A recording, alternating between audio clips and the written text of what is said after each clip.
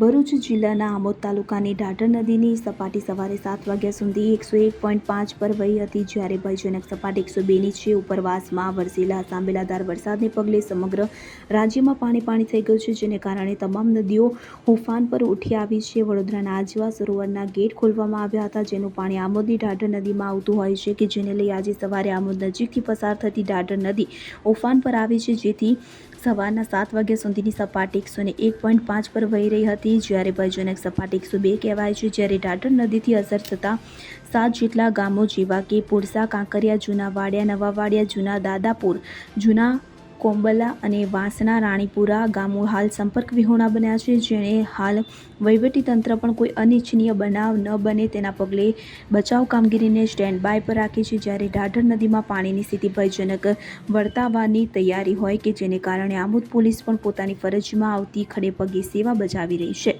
જીતુ રાણા, આમોદ, ભરૂચ. હવે જુઓ દેશ દુનિયાની તમામ ખબરો તમારી આંગળીના ટેરવે. ઉઠાવો મોબાઈલ અને ગૂગલ પ્લે સ્ટોર પરથી ડાઉનલોડ કરો અમારી CN24 ન્યૂઝ મોબાઈલ એપ.